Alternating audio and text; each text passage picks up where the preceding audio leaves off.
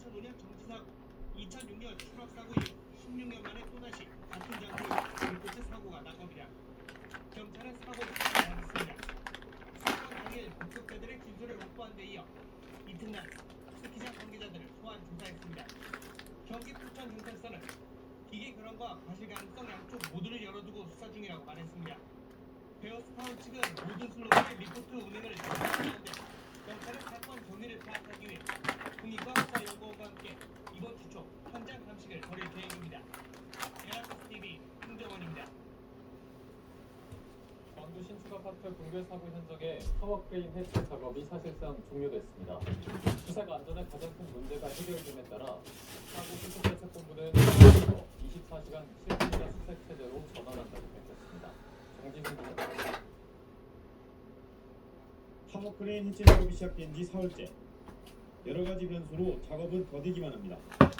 작업 안전을 점검하며 붕괴 건물 옥상 외벽 거푸집이 하나씩 제거됐고 일요일 오후 마지막 남은 거푸집이 제거됐습니다. 하루하루 지나는 시간에 애가 타는 붕괴 사고 피해자 가족들은 분통을 터뜨렸습니다. 사고 원인을 제공한 현대산업개발 측이 현장에 필요한 지원을 제대로 하지 않고 지자체도 서로 책임을 떠넘기고만 있다고 주장했습니다. 엄청난 저 돌덩이 빨리 치우라고 하지도 않았고 무리하게 대원들, 작업 인력들 투입하라고 한 적도 없습니다. 하지만 저들은 최소한의 할 수 있는 일도 안 하고 있습니다. 대책본부는 건축 전문가들로 구성된 자문단과 논의 끝에 타워 크레인의 추가 해체 작업을 중단키로 했습니다. 수색에 큰 위협 요인이 제거된 만큼 수색팀도 24시간 가동됩니다.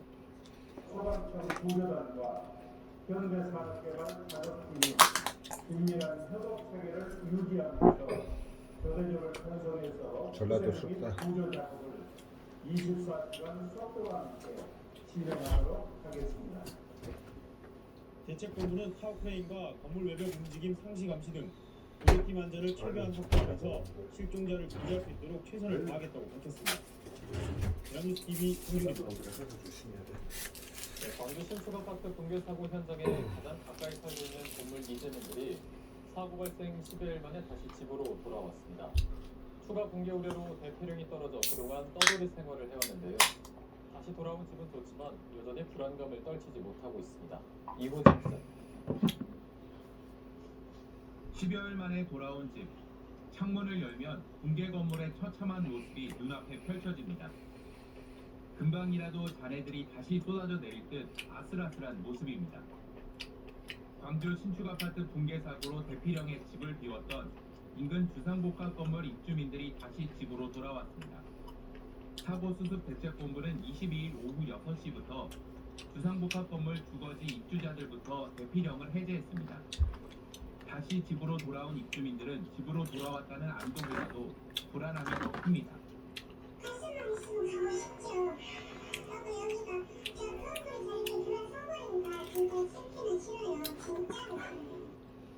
이마저도 주거시설 입주민들만 다시 돌아왔을 뿐 지하 1층부터 지상 3층에 위치한 문구꽃 도매상가는 아직 문을 열 수 없는 상황입니다. 이 건물은 사고 현장과 가장 가까이 붙어 있어 붕괴 당시 피해가 컸습니다. 상가층은 사고 당시 떨어진 낙하물과 충격에 아수라장이 된 모습 그대로입니다. 북적여야 할 상가 복도는 유령 건물처럼 흉물스러운 모습입니다. 잠깐씩 들어가 엉망이 된 가게를 치워보지만 답답함이 더 앞섭니다. 당장 막막하죠. 수입이 전혀 없는 상태인데 가진 지출이 있잖아요. 기본적으로 들어가는 거. 광주 서구청은 해당 건물 주거시설 109세대에 대한 재입주가 대부분 이루어졌다고 밝혔습니다. 또 운영 재개가 늦어지고 있는 상인들에 대해서는 행정적 지원을 아끼지 않을 계획입니다. 연합뉴스TV 이호진입니다. 아파트 노후백원 교체공사 입찰을 담합한 YPENS, 미래비엠, 아텍에너지 등 3개사에 대해 공정거래위원회가 총 17억 8,200만 원의 과징금을 부과하고 검찰에 고발하기로 했습니다. 이들 업체는 2017년 2월 시행된 서울 성북구 도남동 한신아파트 입찰에서 미리 낙찰 예정사를 정하고 실행에 옮기는 것으로 조사됐습니다. 이들은 사전에 입주자 대표회의 구성원에게 공사 내용을 자문하며 입찰 방향을 설계했으며 YPENS가 낙찰자로 선정돼 약 187억 원의 금액으로 공사를 진행했다는 게 공정위의 설명입니다. 경찰이 내일부터 열흘간 설 명절 종합 치안 활동을 추진합니다. 아동학대나 스토킹 같은 사회적 약자를 대상으로 한 범죄에 적극적으로 대응하겠다는 방침입니다. 조한대 기자입니다. 가정폭력 등 중요범죄 신고가 늘어나고 교통량도 많아져 평소보다 치안 수요가 늘어나는 명절. 경찰은 설 연휴를 앞두고 치안 활동 강화에 들어갑니다. 특히 중점 대응 범죄는 가정폭력을 포함해 아동학대 그리고 스토킹입니다.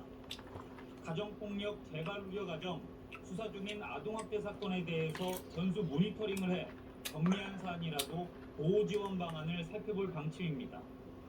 경찰은 폭력이 수반된 스토킹 범죄는 즉각 수사에 착수하고 가해자 접근 차단과 피해자 보호 조치를 적극적으로 시행하겠다고 밝혔습니다. 은행, 비금 속점 같은 주요 시설의 위험 요인을 살피고 1인 가구 밀집 지역 같은 범죄 취약 지역의 순찰도 강화하기로 했습니다. 코로나19 상황이 이어지고 있기 때문에 지자체와 함께 유흥시설의 방역지침 위반 여부도 살펴볼 계획입니다. 연휴 기간 침입 방지활동이나 고질적인 생활지원 폭력 등 서민생활 침해 범죄에 대해서도 단호하게 대응을 해서 평온한 명절 분위기를 확보할 계획입니다. 또한 대형마트나 전통시장 같은 혼잡 예상 지역을 집중 관리하고 만행 순찰차나 헬기, 드론을 이용해 과속이나 난폭 운전도 단속할 방침입니다. 연합뉴스TV 조한대입니다. 네, 설 연휴가 이제 일주일 앞으로 다가왔습니다. 이번 설에도 선물과 함께 고마운 마음을 전하려는 분들 많으실 텐데요. 김영란법 개정으로 선물 사간액이 최대 20만 원으로 오르면서 고급 선물 세트가 인기를 끌고 있습니다. 한지희 기자입니다. 김영란법 개정으로 명절 선물 사간액이 20만 원으로 높아진 일이 처음 맞는 명절. 설 선물 예약을 하려는 사람들로 상담 창구가 발디딜 틈 없이 북적입니다. 샤인머스켓 애플망고를 포함한 이색 과일 세트 진열 물량이 늘었고 부쩍 늘어난 골프 인구를 겨냥한 1,800만 원짜리 골프클럽 선물 세트도 등장했습니다. 고향에 가지 못하는 마음을 선물로 대신하려는 사람들이 늘면서 이 백화점의 올해 설 선물 세트 판매량은 지난해 같은 기간 대비 약 33% 증가했습니다. 김영란법 완화 그리고 비대면 명절 트렌드의 지속으로 인해서 10에서 20만 원대 사이의 청과 정육 세트에 대한 수요가 여전히 높을 뿐만 아니라 홍차 그리고 유명 맛집과 협업한 선물 세트들도 고객들에게 반응이 굉장히 좋습니다. 대형마트들도 일제히 10에서 20만 원대 선물 세트 비중을 2배가량 늘렸습니다. 사전 예약 판매 기간 동안 고급 선물 세트 매출이 2자릿수로 증가한 것을 감안해 본 판매 기간에는 와인 등 주류 상품을 보강하고 인기가 좋은 한우 세트와 수산 상품도 다양한 가격대로 준비했습니다. 선물 가입 상향으로 고가 선물 세트 매출 수요가 증가하고 있고 코로나 장기화로 인해서 건강식품이나 콩조림 상품의 매출도 같이 덩달아 증가하고 있습니다. 코로나 상황으로 이번 설에도 가족과 함께 명절을 보내기가 어려워지면서 선물이라도 더 좋은 걸 하려는 수요가 늘고 있습니다. 연합뉴스TV 한지입니다.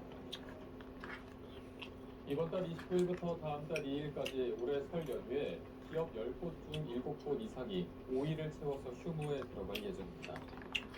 한국경영자총협회가 전국 5인 이상 512개 기업을 대상으로 한 실태 조사 결과 설 휴무 실시 기업 중 73.7%가 5일 휴무를 한다고 답했습니다. 4일 이하 휴무 기업은 13.4%였고 노조와 협의에 따라 6일 이상 휴무하는 기업도 13%로 나타났습니다. 한편 직원들에게 설 상여금을 지급할 계획이라고 밝힌 기업은 61.9%였습니다. 전국 비노조 택배기사연합 소속 기사 110명은 오늘 서울 국회의사당역 앞에 모여 노조가 국민 물건을 볼모로 잡고 파업을 벌이고 있다며 노조의 파업 중단을 촉구했습니다. 이들은 또 고객은 물론 기사들도 택배 파업으로 피해를 보고 있다고 비판했습니다. 비노조연합은 지난해 12월 23일 택배노조 파업 이후 일부 기사들이 결성한 단체로 현재 약 3,000명이 소속돼 있다고 단체 측은 전했습니다. LG에너지솔루션 공모주 청약 결과가 나오자 시중에 돈이 이렇게 많았나라고 느끼는 분들 많으실 겁니다. 그런데 이 자금들이 증시에 그대로 남을 것 같지는 않은데요. 금리는 오르고 증시 전망이 다소 불투명해지면서 은행으로 몰릴 가능성이 커졌습니다. 소재형 기자. 110조 원이 넘는 증거금 모이며 공모주 청약 사건 을 기록한 LG에너지솔루션. 시장의 관심은 대부분 주식을 배정받지 못한 이 돈이 어디로 움직이느냐입니다.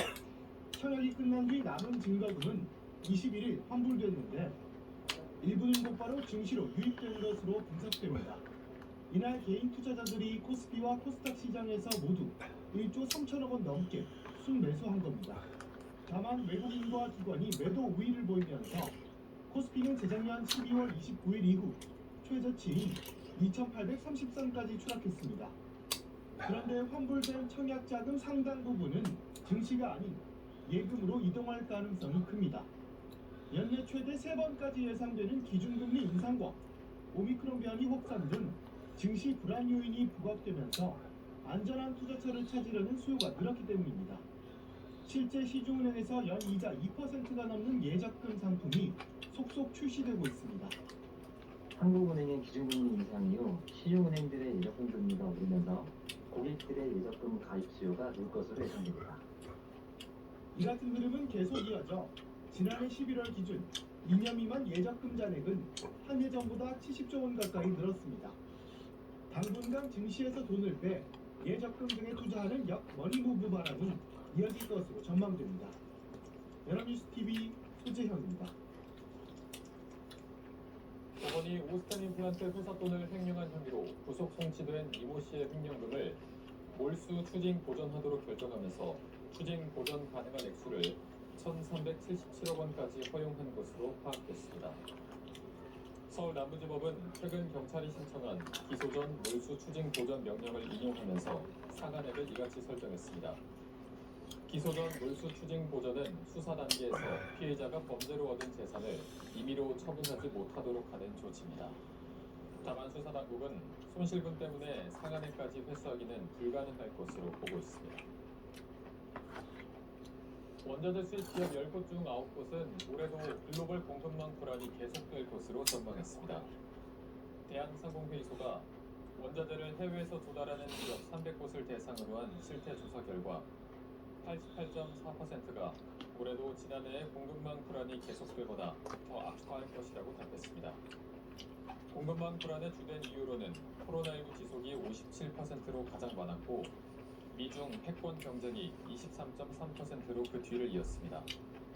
반면 공급망 불안에 대한 대책을 세웠다고 답한 기업은 2.4%에 불과했습니다. 코로나로 두 시즌을 건너뛴 프로배구 별들의 잔치가 마침내 열렸습니다. 1분 만에 매진을 기록한 팬들의 열기 속에 다양한 볼거리들로 가득 채워졌습니다. 나에게 맞는 코스를 알아서.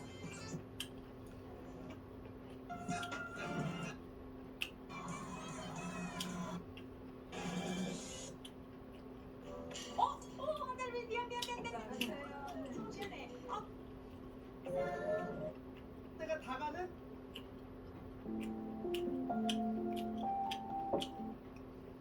추가 시간 3분. 아, 이럴수록 측면을 가야 돼요. 그렇죠. 미스가 좀 이거 많이 나오고 있습니다.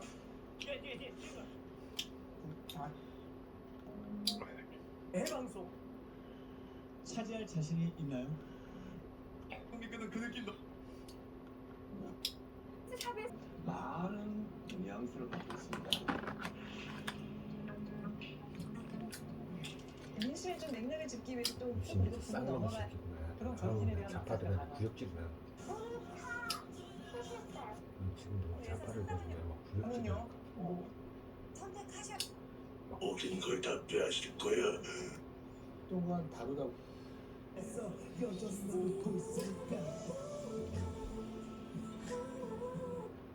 분위기가 살아나지 않고 있습니다. 그래도 서울역에는 미리 구역질이나 시장에서 아마 이렇게 하면 집값 너무 많이 떨어진다 이런 얘기가 나올 수도 있겠지만 저렴한 가격으로 주택자의 꿈을 이루어드리는 것입니다.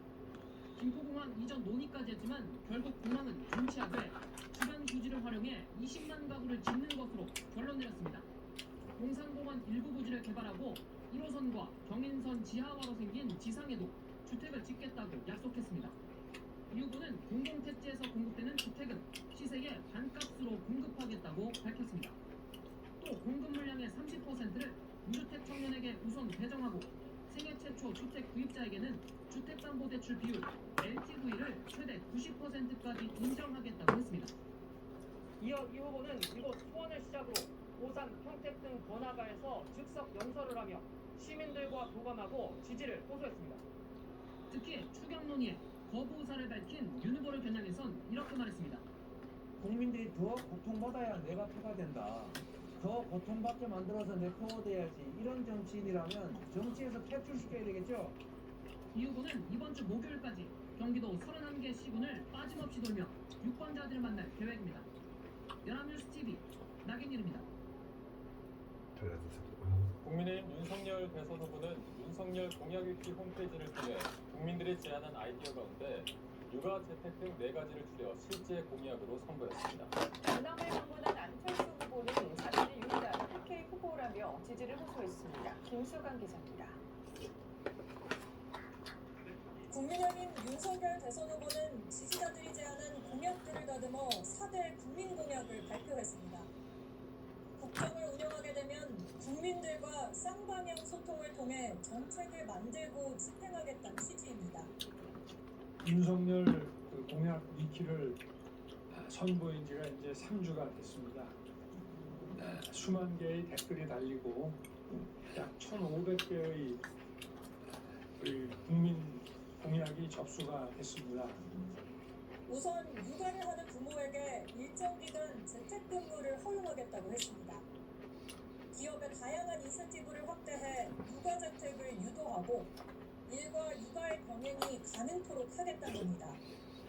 배달 시장이 커지며 함께 증가한 오토바이에 대한 번호판 전면 부착 의무화, 건강보험 부정수급을 막기 위한 병원의 본인 확인 의무 강화, 현장직 소방공무원의 처우 개선도 공약으로 소개됐습니다. 윤 후보는 저소득층과 워킹맘 싱글데디 가정의 초등학생 자녀에게 아침밥과 방학 중 점심을 제공하겠다는 생활 밀착형 공약도 내놓았습니다. 이틀째 부산 경남 지역을 순회한 국민의당 안철수 대선 후보는 자신이 유일한 PK 출신 후보임을 내세우며 다시 한번 부울경 메가시티를 완성하겠다고 강조했습니다. 야권 단일화 문제에 있어 자신감도 내비쳤습니다. 저와 이재명 후보 1대1 대결 구도가 되면 굉장히 많은 차이로 이길 수 있습니다. 윤석열 후보와 또 이재명 후보 1대1 대결이 된다면 거의 같거나 박빙입니다. 한편 안 후보는 PK 일정을 잠시 중단하고 인천공항으로 가 미국에서 귀국한 딸을 마중하기도 했습니다. 가족 리스크에 시달리는 이재명, 윤석열 후보와 차별화를 꾀한 겁니다. 연합뉴스TV 김수강입니다. 한국사회 여론연구소 KSY의 대선 후보 여론조사에서 국민의힘 윤석열 후보 지지율이 43.8%, 더불어민주당 이재명 대선 후보 지지율이 33.8%로 두 후보 간 격차가 오차 범위 바뀐 10%포인트를 기록했습니다. 한 주 전 조사 결과와 비교하면 윤 후보 지지율은 2.4%포인트 올랐고 이 후보의 지지율은 2.4%포인트 내렸습니다.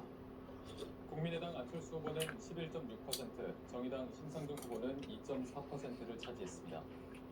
이번 조사는 어제까지 이틀간 전국의 만 18세 이상 남녀 1000명에게 무선 ARS 방식으로 실시됐습니다. 최고 오차는 95% 신뢰 수준의 플러스 마이너스 3.1%포인트입니다. 국민의힘 윤석열 대선 후보의 배우자 김건희 씨가 또다시 논란의 중심에 섰습니다. 추가 공개된 7시간 통화로 무속 논란이 다시 부붙는 데 이어서 윤 후보의 원팀 구상마저 꼬이고 있습니다. 강현덕 기자입니다. 민주당은 윤석열 후보 선대본부에서 활동한 의혹을 받는 건진 법사 전모 씨가 김건희 씨와 오랜 친분이 있다고 주장했습니다. 7년 전 김씨 회사 허나 콘텐츠가 주최한 전시회 개막식에 전 씨가 VIP로 참석했다며 증거를 제시했습니다. 이 사진과 영상으로 인해서 건진 법사와 김건희 씨가 불안하다는 국민의힘 측 주장은 설득력을 잃어버렸습니다. 국민의힘은 전 씨가 어떤 경로로 행사에 아유 잘 나가는 놈들. 아유. 알지 못한다며 악의했습니다. 김 씨가 도이치모터스 주식을 팔아 30억 원대 수익을 거뒀을 거라는 의혹도 부인했습니다. 하지만 김 씨의 7시간 통화 후속 보도가 이어지며 무속 논란은 다시 불붙고 있습니다. 경선 경쟁자에 대한 비방성 발언이 예기치 못하게 공개되며 설 연휴 전 원팀 구성은 사실상 물 건너간 분위기입니다. 김 씨의 추가 사과도 검토 중이지만 전략 공천 문제로 등 돌린 홍준표 의원과의 사이에선 또 다른 공방이 번졌습니다. 윤 후보는 곤란한 듯 말을 아꼈습니다. 누가 뭐라고 말하는지 거기에 대해서 크게 생각하세요. 그런 건인데. 지지율 반등 와중에 배우자가 쏘아올린 각 중심의 행보에는 실력 있는 미래 경제 대통령을 제시하겠다는 민주당 전략과도 맞닿아 있습니다. 온갖 설전이 난무하는 혼탁한 선거전에 휘말리지 않고 하나씩 점수를 쌓겠다는 전략입니다. 고통을 활용해서 분열을 촉발하면서까지 정치적 이익을 취할 수는 없는 일이어서 저는 이제 원칙적으로 대응하자.